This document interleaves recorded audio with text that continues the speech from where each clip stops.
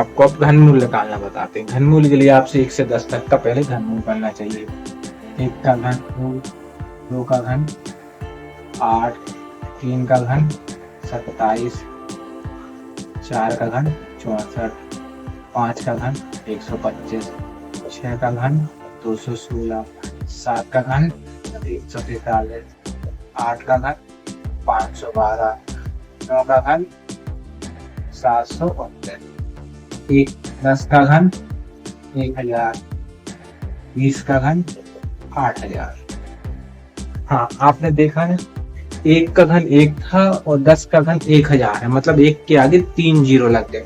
जितनी घात लगती है उतने ही जीरो लगते हैं। ऐसे जब 1 का स्क्वायर 1 था, 10 का स्क्वायर कितना हो गया था 100, 2 जीरो बढ़ गए थे क्योंकि स्क्वायर लगा।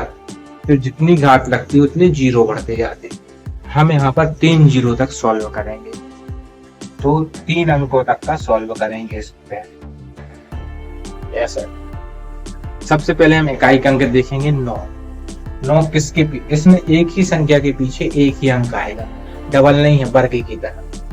9 केवल 9 के में ही आ रहा है। इकाई अंक क्या होगा इसका 9। ये क्लियर हो गए।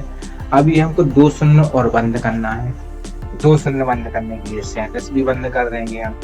ये तीनों हमारे बंद। अब देखेंगे 205 किन दो संख्याओं के बीच में आता है, क्योंकि वर्ग 2 अंकों के बीच में रहेगा। 205 125 और 216 के बीच में आ रहा है। 125 और 216।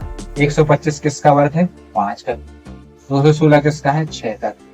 तो मतलब 50 और 60 के बीच में अंक आएगा ये, तो 5 को हम इसके आगे लगाया 59। 50 और 60 के बीच में 59 आएगा, ना कि 69, ना कि 49। याद रखना।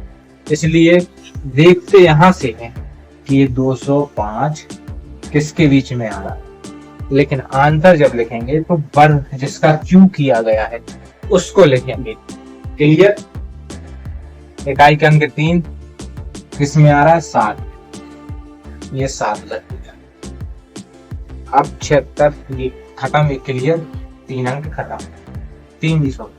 300 किसके बीच में आ रहा है 216 और 343। 216 और 343 के बीच में 300 आ रहा है, मतलब 6 का क्यू और 7 का क्यू के बीच में।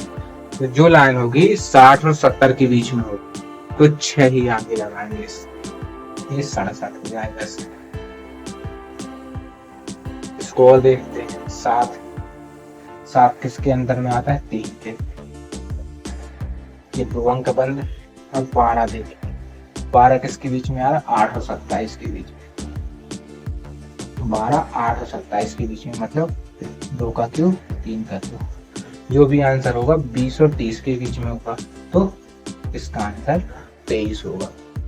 इस तरह से हम किसी भी संख्या का क्यू निकाल सकते हैं।